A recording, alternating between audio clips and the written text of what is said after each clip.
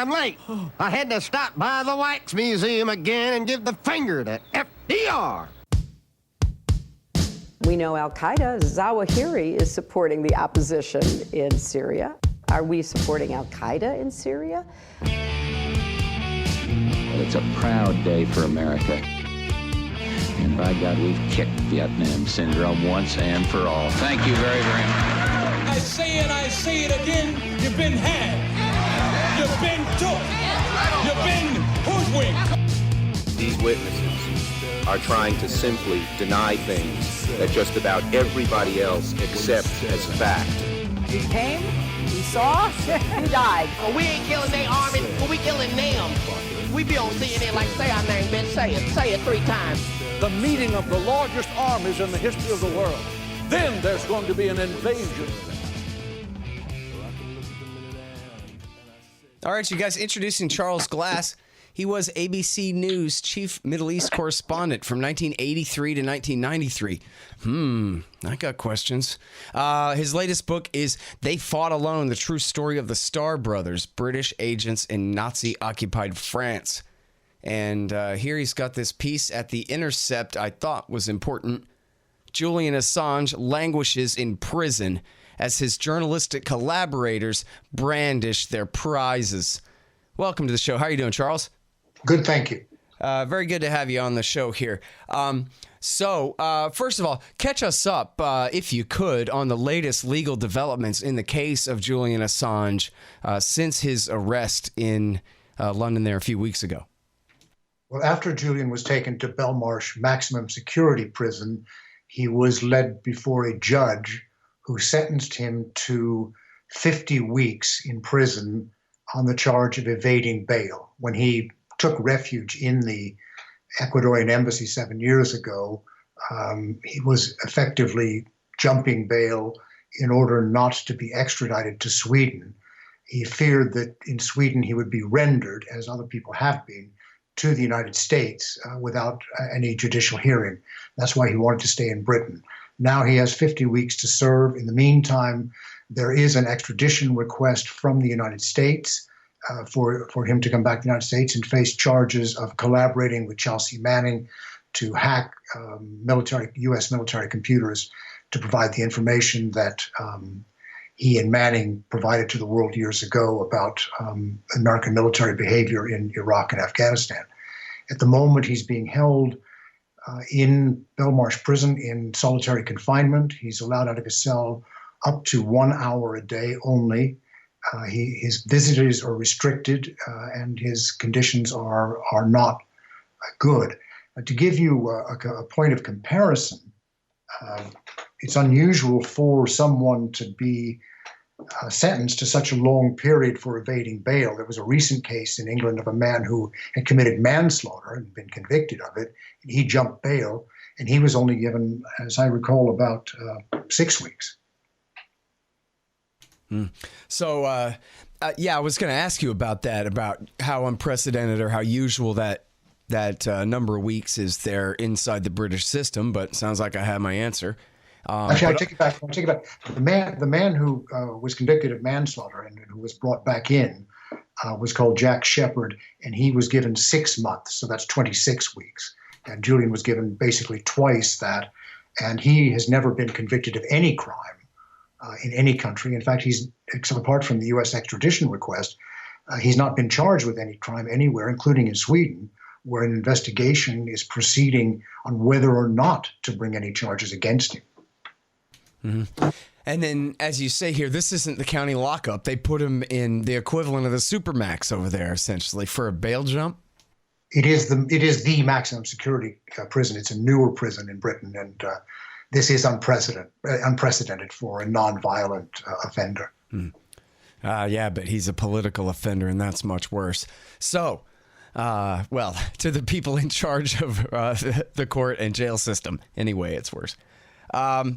So now here's the thing, too, is you said something there that I'm going to pretend to be a little confused about, I guess in a Tucker Carlson kind of way. But geez, are you sure that none of the charges were about conspiring with Vladimir Putin to turn Donald Trump into a compromised secret agent and steal the election from Hillary Clinton? Well, the U.S. has not pressed any such charges. There is a civil suit by the Democratic National Committee against President Trump and his campaign managers and Julian Assange for under a racketeering act, which charges them with basically revealing Democratic Party trade secrets. But that's just a civil suit. He shouldn't be extradited for a civil suit.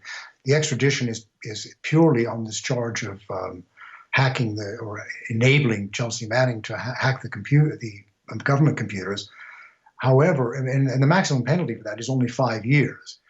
And if he were convicted of that, he could be sentenced to up to 5 years and theoretically be available for parole before that. However, there are fears that once he is extradited to the U.S., that the U.S. will bring other charges against him, presumably under the Espionage Act, which carries the death penalty. If they unsealed indictments on that charge, on charges along those lines now, Britain, under international treaties, would not be allowed to send him to the U.S. because Britain and no European country will send someone to another country to face the death penalty. Hang on just 1 second. Hey, guys, I got to tell you about wallstreetwindow.com. It's the great Mike Swanson. He made a killing on Wall Street back in the day, and now he sells advice for reasonable prices. You need to know what to do to protect your assets. wallstreetwindow.com.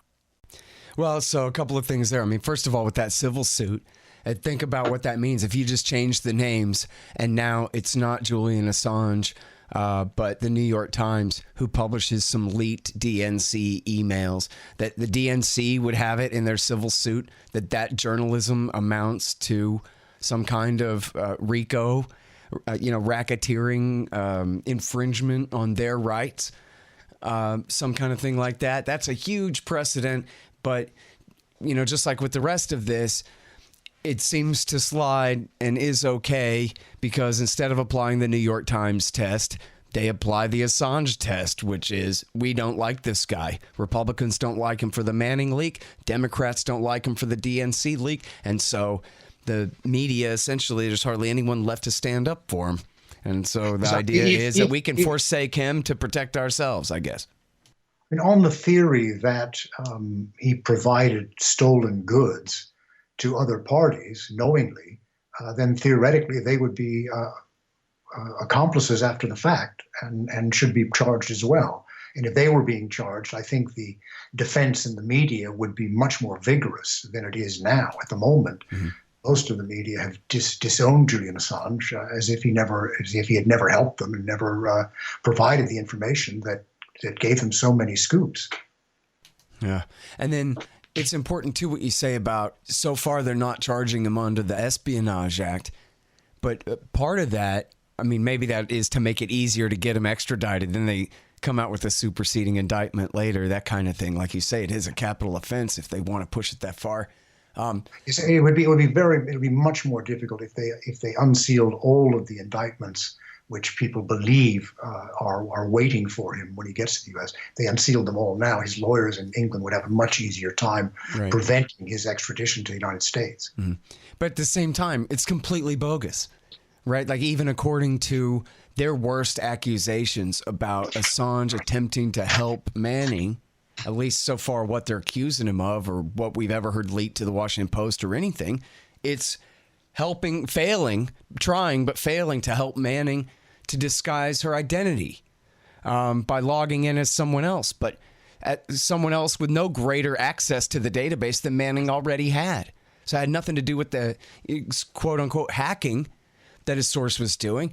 And then, of course, you have no less than Washington Post, legend Bob Woodward and everybody else saying, real reporters saying, well, that's a journalist's job, especially on the national security beat. It's exactly what you do is you tell your source to do better and get more. He said, in fact, Edward Snowden tweeted out that Bob Woodward had told him that he would have advised him to stay at the NSA so he could pilfer more stuff, which is essentially exactly what they're accusing Julian Assange of doing here. Actually, much less than that. But they're trying to call it espionage, not journalism. Well, as you know, there's a great deal of hypocrisy around this whole issue, and the treatment of Julian Assange has been appalling by the government, by the Democratic Party, and by Julian's journalistic colleagues. And I think it's disgraceful. And, well, so is it really just partisanship, or they just don't like his prematurely white hair, or what is it about this guy that... Because I think he's a hero just judging by his actions. I don't care about him either way personally. You know, I don't know. He seems like a nice enough guy, too. I have no reason to throw him under the bus. What the hell he ever did to me? Except provide me with a lot of great news stories. It doesn't seem to be a partisan issue because the Republican administration of Donald Trump and the Democratic Party are both going after him. They seem to, one of the few things that they agree on is that this man should be put away for revealing government secrets. And the government secrets showed the government in a very bad light. But remember, these documents were government documents that showed what government employees, military and civilian, were doing around the world. Mm-hmm. Well, it's kind of partisanship, but it's in the worst way, where both sides have a revenge kind of motive against Assange for himself not being a partisan at all and being an equal opportunity reporter honor. Right. I mean, Assange has not only leaked over the years material from the U.S., but he published the emails of Syrian President Bashar al-Assad. He's published government material from Indonesia, from many countries in the world that had nothing to do with the U.S., so many of them not even friends of the U.S. He's been, I would say, very fair in his release of documents that show what various governments are doing to harm their own and other citizens around the world. Mm-hmm. Well, and he's never been shown to publish a fake document. And he must have been, entrapped 100 times, or people must have tried to entrap him 100 times with fake stuff, but he's never been caught publishing a fake document yet. To the best of my knowledge, that's right. I don't know if anyone's tried to pass him bogus documents. I've never asked him about that, but if I'm ever allowed to visit him, I will. Yeah, that'd be a good question. I mean, I'm just assuming and speculating there, but right, they must have. Every intelligence agency in the world had a reason to try to discredit this guy, So I am just making that up, but I think it's a safe assumption too. Around the world now are doing everything they can to discredit him. I'm sure that there's a psyops campaign to discredit him. Many of the things that people read about him and believe about him are simply made up. Yeah. Well, one of the biggest made-up charges against him lately was that he had met with Paul Manafort. This was supposed to be the connection to Russia, even though neither of them worked for Putin anyway. But this became a big part of the Russiagate scandal for a couple of weeks there. And the embassy, the Ecuadorian embassy book that you have to sign in when you come, never showed Manafort's signature. And apparently Manafort showed his passport, and he hadn't even come to Britain. And of course, as Glenn Greenwald at the Intercept and many others were saying, this is the most heavily surveilled terrain in the world there in London, Embassy Row there. And there's no way that, and that goes for the Brits, but it goes for the Ecuadorians too. There's no way this could have happened without them having plenty of 4K footage of it for all of us to look at, Every room in the Ecuadorian embassy had ceiling cameras. And every movement that Julian has made all these years is recorded. Every movement. When I last saw him, he compared himself to being on the Truman Show. Yeah, that really is interesting too. People have always tried to say he's a hypocrite for insisting on having any privacy at all and this kind of thing. But he really is living the WikiLeaks life in that sense, where he's exposing other secrets, but he can't even go to the bathroom without Big Brother watching him. So he's paid a very high price to keep us informed. Well, and so you talk about that in the article a little bit. You want to tell us a little bit about your visits with him, how long you've known him, and what you think of the guy, what he's like, and whatever you want to say. I first met Julian Assange when he was charged. When the Swedish government prosecutors asked for his extradition to Sweden to answer questions about the alleged molestation charges by two women in Sweden. And at that time, he was under house arrest at the farmhouse in Norfolk of a man called Vaughan Smith, a former British Army officer, combat cameraman, and head of the Frontline Club in London, a very a man of great integrity. And Vaughn invited me up to his house. This must be 8-9 years ago, to meet Julian, who was then confined to the house. And I was able to interview him and visit him fairly often. And I can say that he's become a friend. He's someone of, I think, of absolute integrity. He's not in any way foolish or stupid. He is an unusual character. He's not the most sociable person in the world, and he can put some people off. His personality can be a bit abrasive, but that it doesn't diminish his qualities as a publisher and as a journalist.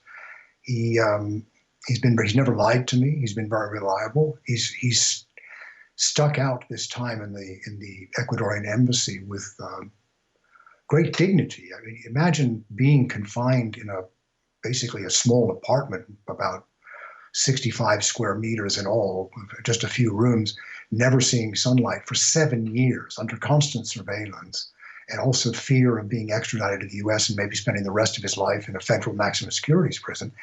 And to have survived all that with his sanity in place is miraculous. I'm not sure many people would do it. Many would have either given up or gone insane. Yeah. Well, I talked to him, I think, twice back, in the Arab Spring era and that kind of thing. And he seems like a decent guy to me. And I'll tell you what, though, I plead guilty that, and whether it's true or not, I guess, it doesn't matter if it is true.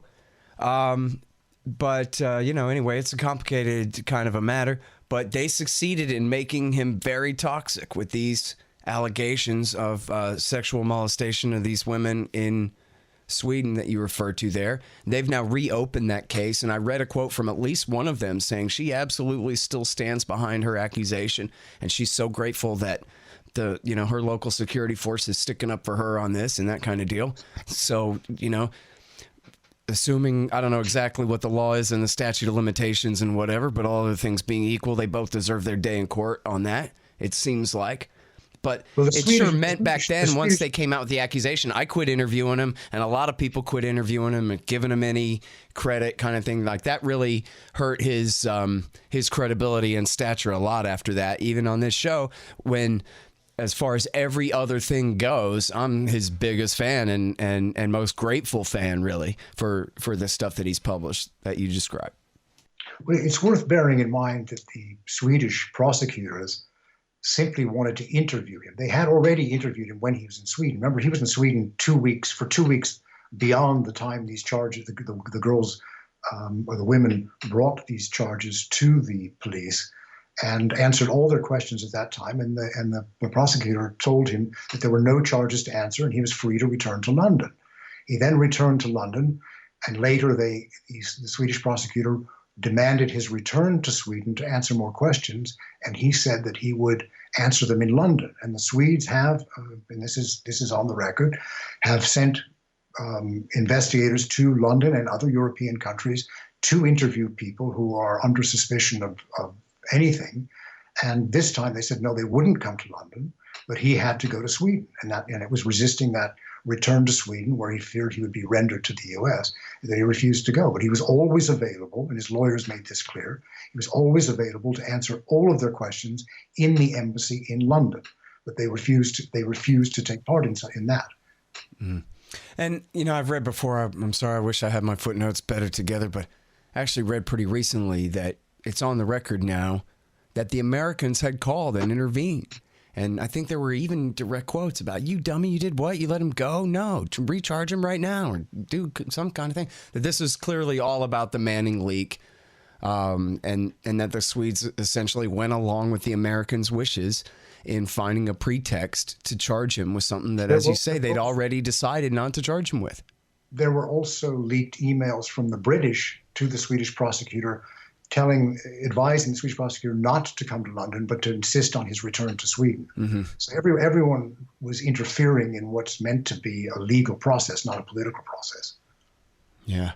Well, they were really upset about that Manning leak, the Iraq and Afghan war logs and the State Department cables, the Guantanamo files there. Hillary Clinton was quoted, possibly half joking, but I don't know. Look who we're talking about, saying, why can't we just kill this guy? The Nixon administration was furious about Daniel Ellsberg's leaking of the Pentagon Papers, and they wanted to prosecute him, and they wanted to put him in prison forever.